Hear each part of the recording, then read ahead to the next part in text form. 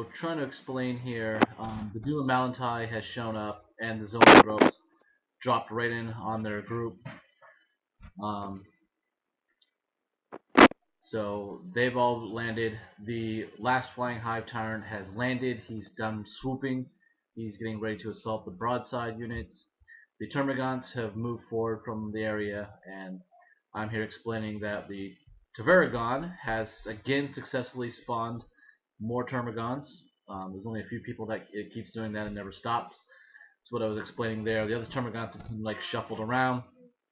The Ripper Swarms have moved forward. They're ready to assault the Fire Warriors. And that looks like pretty much the entire Tyranid movement phase. Okay, so here in the Tyranid shooting phase, the Doom of Malantai gets to do drain life. So anything within any unit within 6 inches, it's 3d6 and their leadership value. So Bill is measuring what units are infected. It's the Crisis Suit team, the Pathfinders, and the Fire Warriors will all have to make the roll. They're all within range.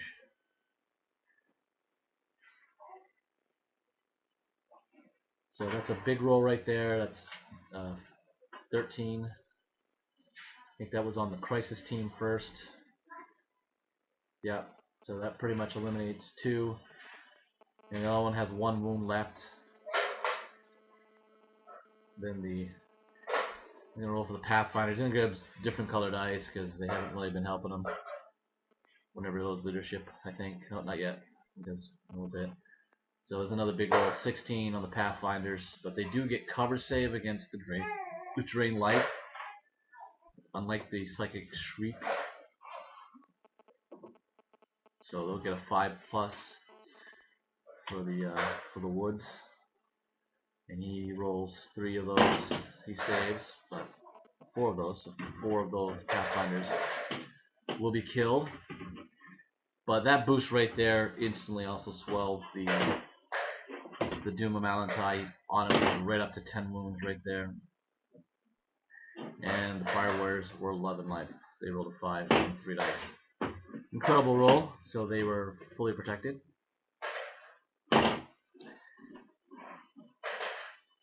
And I believe I continue the Psychic Barrage. So the Zoanthropes, all 3 of them, have the Psychic Shriek. So they each need to pass a Psychic test. And they will affect the Fire Warriors over there on the other side of the board there. So first one passes, second one passes, and the last one passes. So it's 3 tests that they will have to do, the same type of tests that they did on the Drain Life. Those Fire Warriors will have to do. This one does not give cover. So first test is passed.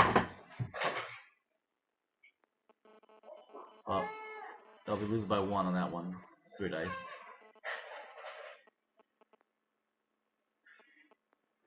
The next one he loses, I think, by 2. Oh, the first one just barely passed. Leadership 9.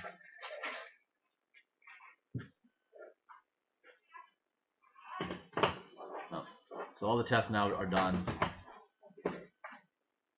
It ends up, I'm not really sure remembering, but he ends up losing 5 of the Fire Warriors from that group. So that's 5 remaining.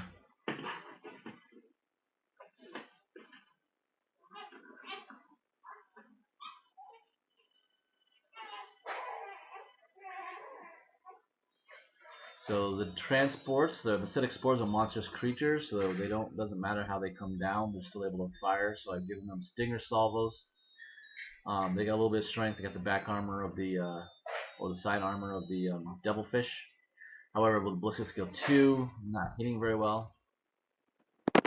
So 2 did hit, but Gundy needs 6s again to really just glance at it. And nothing happened in the first one. The second one will also fire across. So that hit quite a bit of times, so 2 times. And I did get 1 glance finally. So 1 hull point damage was stripped from the devilfish. Now, and he has a Jinx save. All skimmers pretty much have that. So he didn't make that. So he did take the 1 hull damage.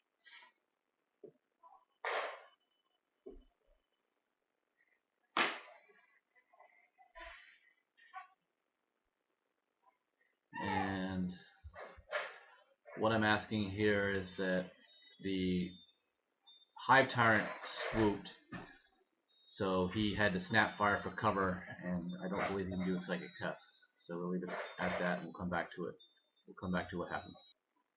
So we determined that the snap fire could not be done with psychic powers, so Hive Tyrant didn't attack. And I believe we're just taking casualties off from the earlier during life from the Doom Mountai.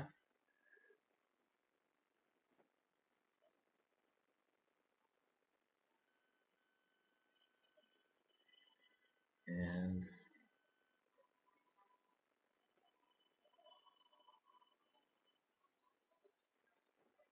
doing leadership tests from the damage being taken.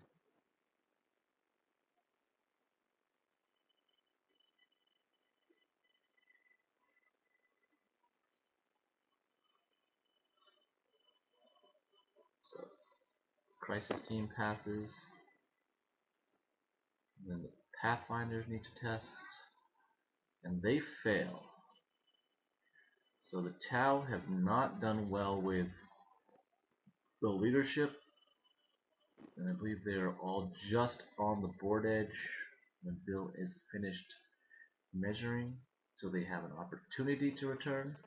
As the new rules now state that any group can regroup, even a group that's below 25%, but that group needs to roll insane heroism.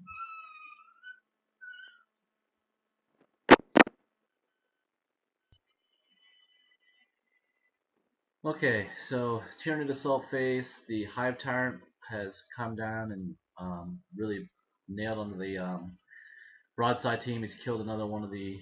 He's killed one broadside and a shield drone because he used the smash attack, which doubles his strength. So he was able to insta kill the broadside after he got through the drone. The Termagants have come in and it's left to the commander. They've finished off the other drone and he's pretty much stuck in combat, unable to get out. The Ripper Swarms were shot in Overwatch, killing the first two lead bases, which basically with the range of 6 that I rolled, they were not able to assault, so that basically canceled that. The Doom just rolled a 4. There was no Overwatch shots that actually hit him, so that did no damage to him, but he didn't get in there. One Zoanthrope was killed in the Overwatch phase, so the preferred enemy really helping the Tau. So the sacrificing has done a little bit for the group that was remaining, and Zoanthropes got in there, killed them all. Okay, Bill's kind of explaining that the Tau are unable to really do much more maneuvering.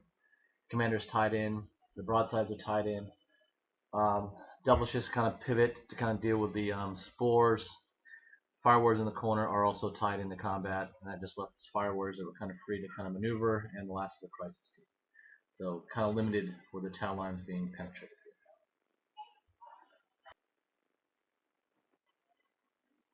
Alright, so Bill is going to start his shooting with the Tau, the Devilfish into the Meotic Spore. The blue ones I believe needs 5s to hit because they're ballistic skill 2. The green ones, the burst cannons, they hit on 4s. But the twin linked on the drones. So he causes 1 wound. But I think the Spore will be able to save because his AP value is 5. He's got a 4 save, so it only takes 1. I took 2 wounds. His strength is 5. The Spore's toughness 4. So again, checking toughness of the Spore. So the Crisis suit is deciding which array of weaponry is going best to kill it. Unfortunately, it doesn't have an insta-kill capacity. It's strength 7 is the highest it's got. So he brings that on the fire. And that was an auto wound, I believe, that he does do, but he didn't kill it. There's still 1 more wound remaining on the Spore. And that now leaves Fire Warriors are going to go after the Doom of Malantai. It's obviously one of the bigger threats now on the table, especially a full strength 10. The Doom doesn't have its warp blast thing that it has. I took it off because it was wound capacity. Tried to go for another power. So he's got Gate of Infinity, which really ended up being no play because there really wasn't a congested thickness of Tau anywhere. But the Tau Fire Warriors, these guys who did stay in the fight, are honed in to doing as maximum damage as possible. So there are a lot of hits. The rapid fire ranging of the now 18 inches for the Fire Warriors is really showcased here. So all the 4s will wound. He gets to reroll the 1 because we prefer an enemy now. Oh, 3s, it's strength 5, yeah. So wounding on 3s, so that's a lot. It was really a large amount of saves that I would have to make. So 3 plus invulnerable, and rolled a lot of 1s and 2s. You see there, 7 in total from the wounds. I didn't have enough dice the first time, so I'm re-rolling right there.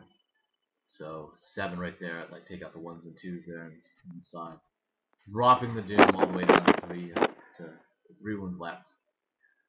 But unfortunately for Bill, that's pretty much all the unengaged models left. Oh, the Pathfinders from previous did not rally his movement phase. They failed their leadership, so they were off the board. If you're wondering where they are on the table, and that pretty much.